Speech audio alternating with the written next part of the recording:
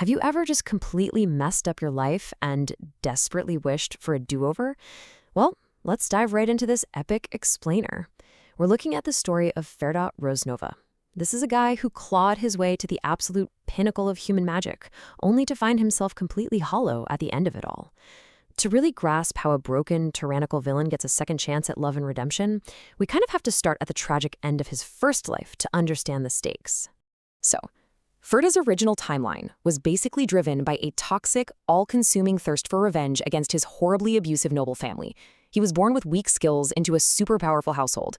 Naturally, he was mocked, beaten, and eventually banished. But that rejection? It fueled a terrifying transformation. He awakened something called red mana, which literally feeds on negative emotions. The more he hated, the stronger he got.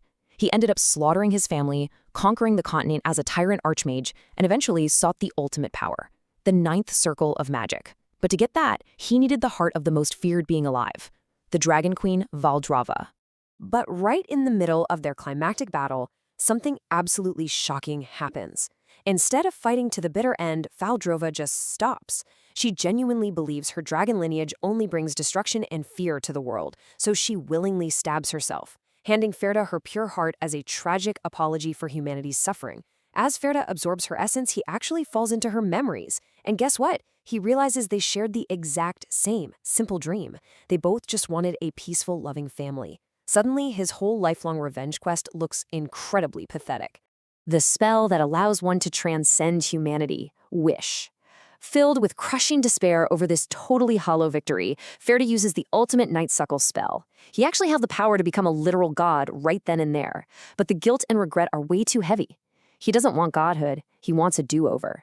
He wants to save the beautiful, lonely soul of the Dragon Queen, so he casts Wish, effectively shutting down his current reality and triggering a regression back in time. Part 1. A second chance. Waking up right before his exile, Ferda finds himself back at the exact moment his family tries to throw him away.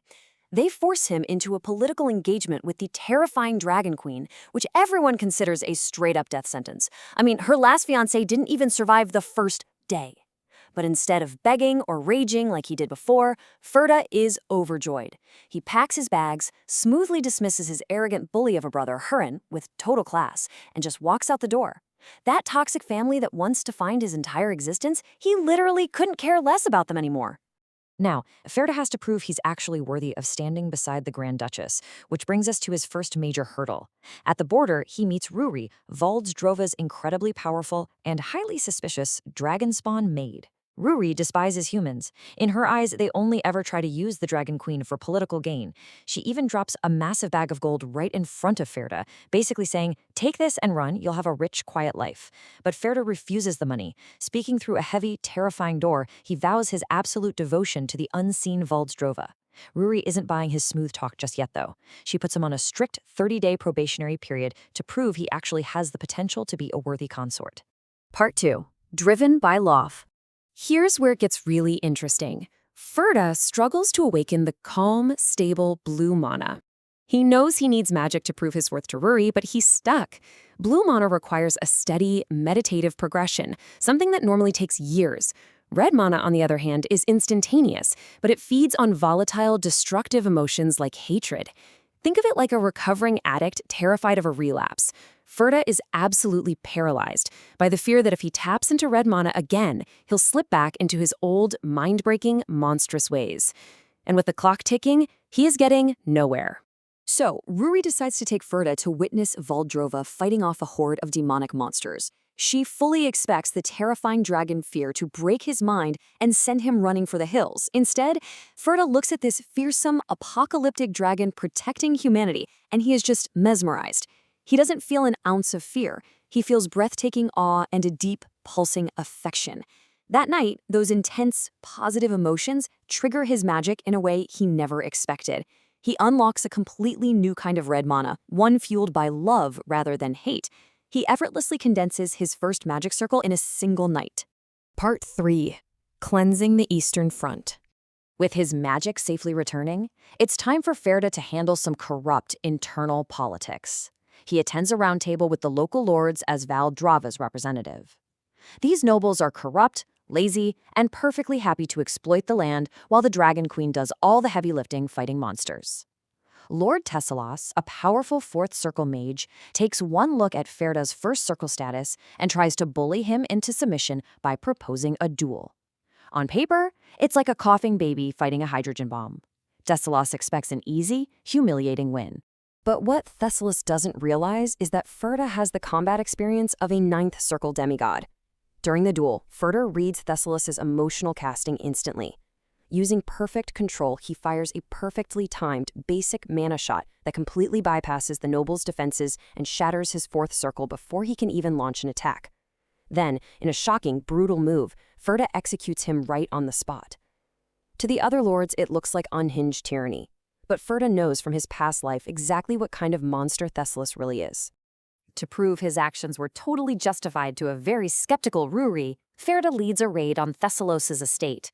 Deep underneath the castle, they uncover a horrific secret lab filled with twisted human monster chimeras. There is undeniable evidence of demon worship and necromancy. Tesselos was secretly planning a massive betrayal. And among the gruesome evidence, Ferda finds Tesselos' dark masterpiece, a scroll detailing an infinite mana cultivation method. A heart without hatred is beautiful. I'm gonna burn the roads leading to that destructive path. See, in his first life, Ferda stole this exact scroll and used it to accelerate his terrifying rise to power, letting the dark magic rot his mind. Ruri watches him closely now, fully expecting human greed to take over. It's the ultimate test of character, turning down a massive shortcut you know is toxic. He consciously chooses a clean slate, utterly shocking Ruri by handing the scroll to her and telling her to burn it to ashes. He recognizes that every spell carries the emotions of its creator, and taking this dark path would just poison his soul again. This singular act finally earns him Ruri's genuine respect. Part 4. The Dragon's Engagement. Cleansed of his past demons and political rivals, Ferda is finally ready for the engagement ceremony. The setting is intimate, candlelit, and overflowing with the dragon's immense aura.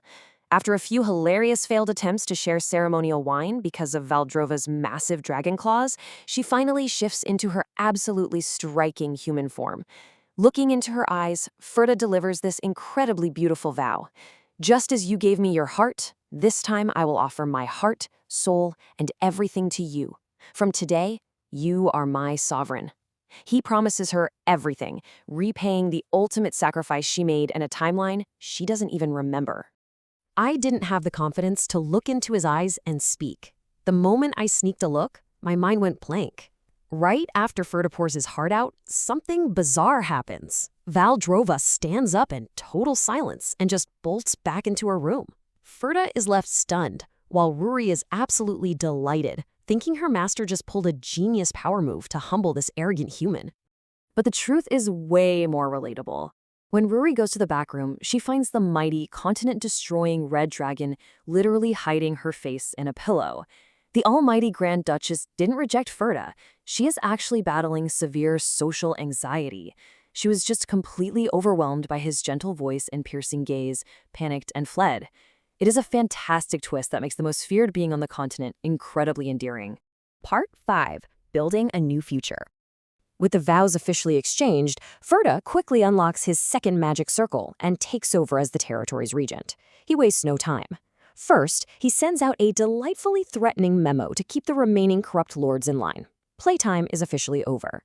Then he focuses on logistics. Valdrova to nuke the massive disaster-class monsters, for sure, but smaller beasts are slipping through and contaminating the farmlands. To fix this, Ferda knows they need highly specialized help, leading him and a sweet-toothed furry on a journey to Escalaria, the city of scholars. Which brings us to a major question.